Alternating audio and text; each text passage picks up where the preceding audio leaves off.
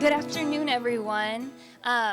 I'll keep it really brief, but I wanted to start out by thanking the Department of Education for hosting this. I'm a DOE employee myself, and I know a lot of us are in the audience, both at the school level, at the state level, and at the district level. So it's really exciting to see you all here, and I hope that by sharing my experience, it might sound familiar, or when I was sitting in your seat just a few years ago, it's like, where do I begin? I'm at the school, I don't know where to go, all these ideas are great, these organizations are amazing, but what can I do at my school?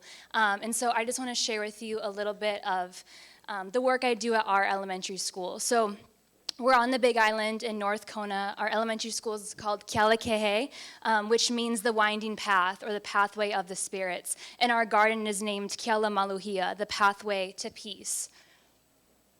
So our roots, the HA framework is amazing, and as educators and DOE employees, we're all familiar with this framework, and school gardens are an amazing way to incorporate it. So for our garden, I took the HA framework and just built our garden design around those principles. So looking at each one of these concepts and applying them in a very hands-on way with the kids to develop that sense of place and belonging and have it rooted in Hawai'i.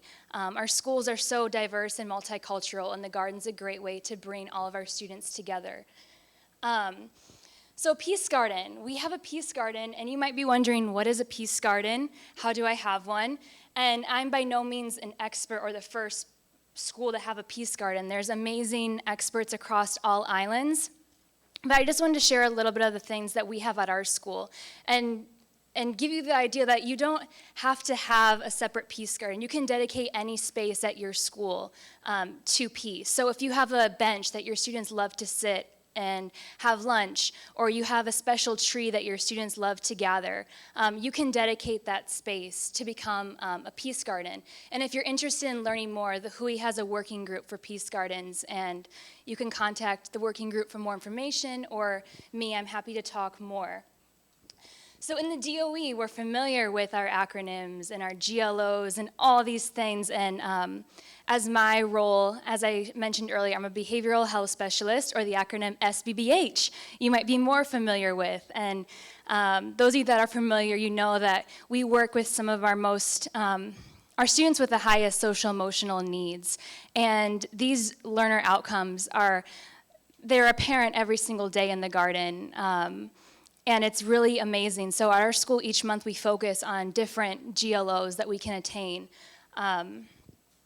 And it's extremely culturally relevant. Our school is very diverse, primarily Native Hawaiian, Filipino, Micronesian, and it's a great way to bridge that gap of cultures, to have these familiar foods that the kids resonate with and are interested in, and be rooted in our sense of place. So these are all ways that you can make a Peace Garden culturally relevant.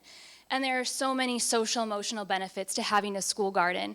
So as a mental health professional, I myself find the Peace Garden to be my restorative place. And so I know in these conversations we always focus on the kids because we all love and care, and that's where our heart is. But I encourage you to utilize Peace Gardens for yourself. The work is hard, day in and day out. We're faced with so many challenges, not enough resources, and Peace Gardens are a great way for you to find a refuge on campus, a space for you to go and collect yourself, have a place of reflection. And a great way to use the garden is some of you may have students with behavioral challenges, and they might have behavior charts, they might have rewards, and I found that the students I work with are much more responsive to having their rewards be garden time, get them to have a special time for lunch, be able to pick a bunch of flowers. Think creatively with the ways that you use positive reinforcement at your school, and know that the garden is a fantastic way for that. Practicing mindfulness. Our school uses a Mind Up curriculum, and you might be familiar. There's so many SEL curriculums. I know Choose Love is popular. These are all strategies you might already be using in the classroom, and I just encourage you to try to take it outside. Use the gardens, use any space you have at your school, and incorporate nature, and let that continue to foster the love of learning. If you're interested in learning more, there's a beautiful brochure available to give you some more ideas on how you can implement this at your school. and know that there's a network and it's a growing network and building capacity to be able to help at the school level.